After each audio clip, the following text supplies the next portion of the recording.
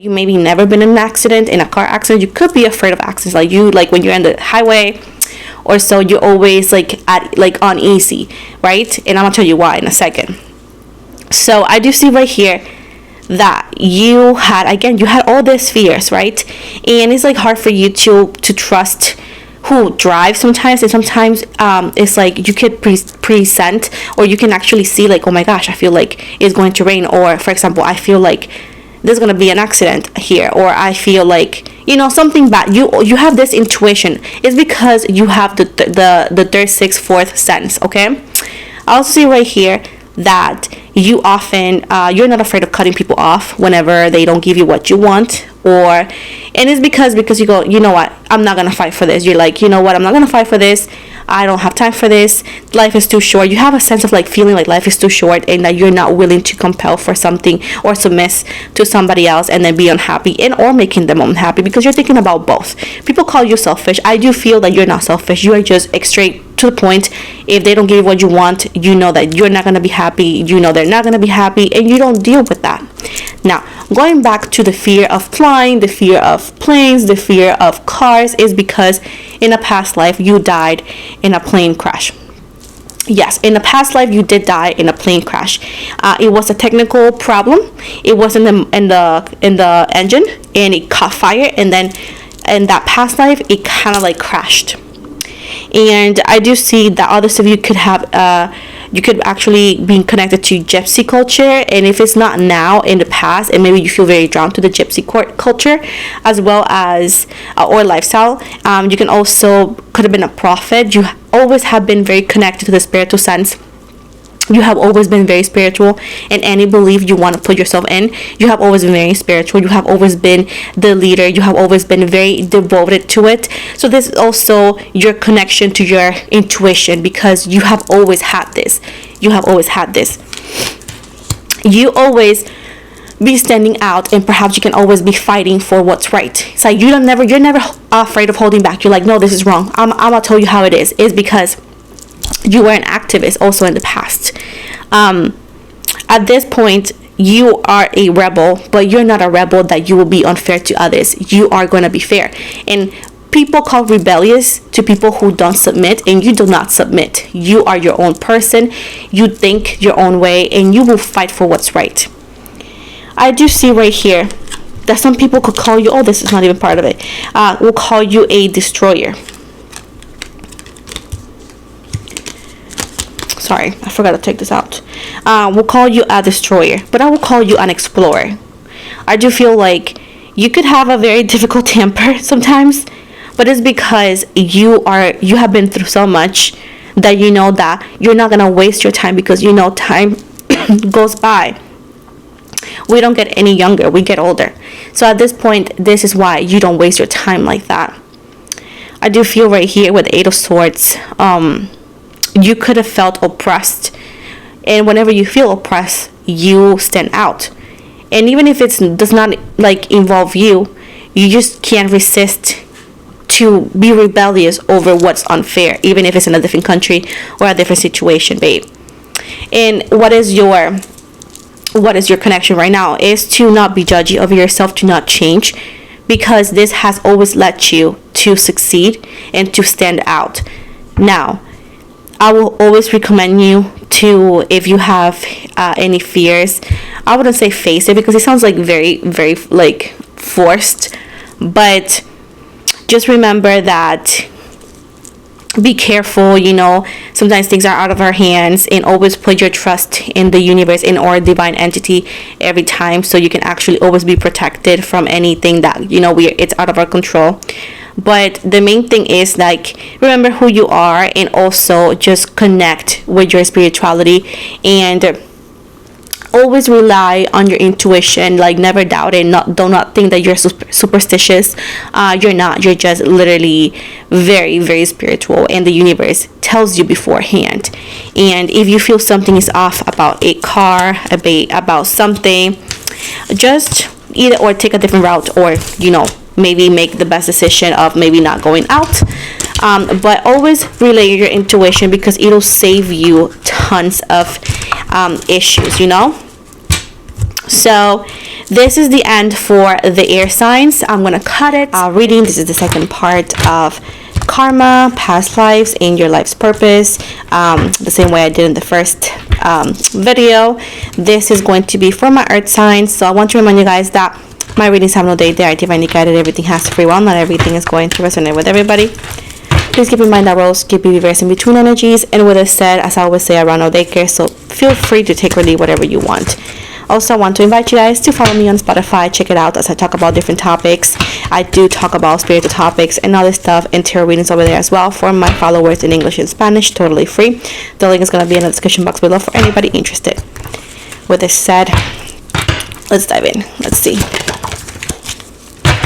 So, I forgot to say it, but this is for Taurus.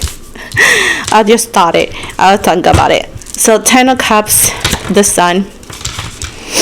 The 3 of Wands in the reverse, the 4 of Pentacles in the reverse, and the Queen of Wands. Let's go with this deck right here. Oof.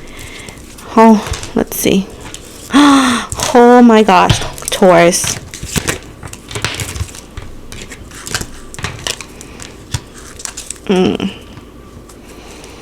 So first of all, we got here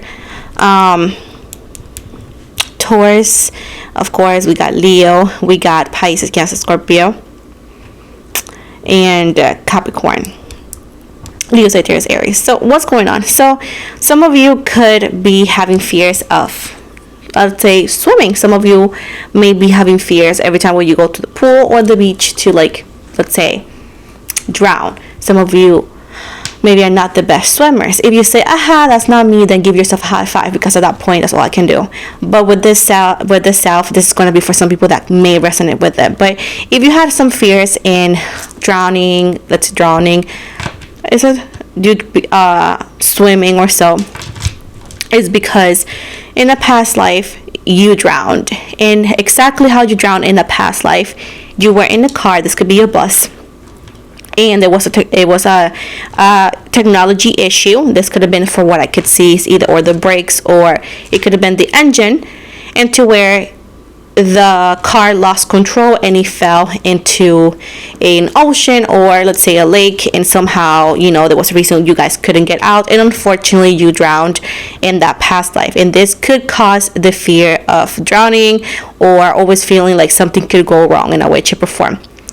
So as of right now, I do see that generally in love, everything goes well, or most of the times, with the 3 of Wands in the reverse. But often, it's not an issue that you don't find love. Is the issue is to find somebody who's mind like you, and it's like a teamwork. Sometimes you find someone who wants you to do everything for them, and often it's just hard to find a partner that's like mind-like and that cares and takes care of you the same way you take care of them.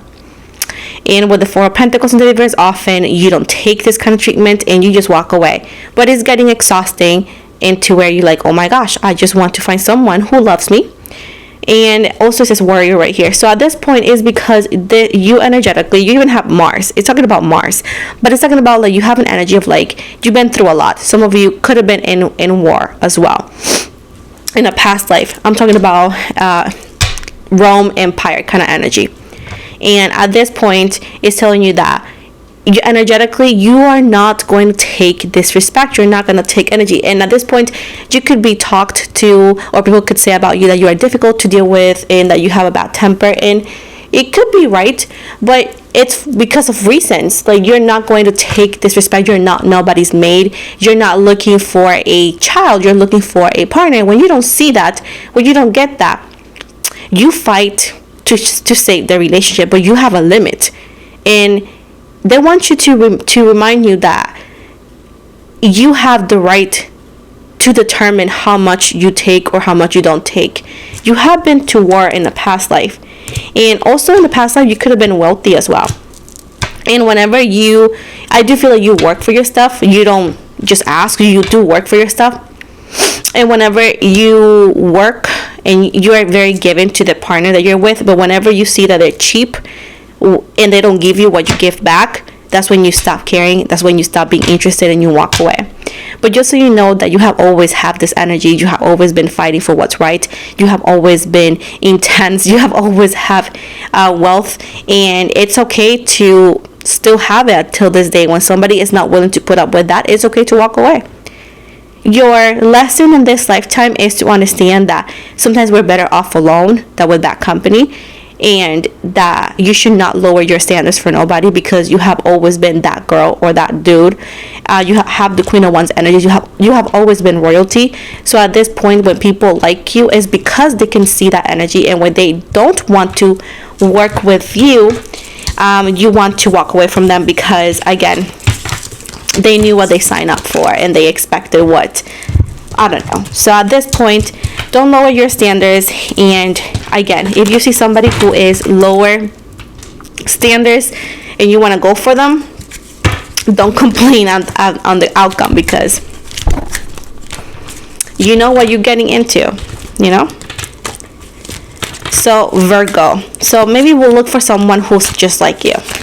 Stop being attracted to the opposite. So we're gonna go with Virgo. Okay, we got the 7 of Cups, the 4 of Swords. I'm sorry. We got the Ace of Swords in the reverse, and the 9 of Pentacles at the bottom here. We got the 9 of Pentacles. Okay, let's see. So we got Pisces, Cancer, Scorpio, Libra, Gemini, Aquarius, Taurus, Virgo, Capricorn. So let's see.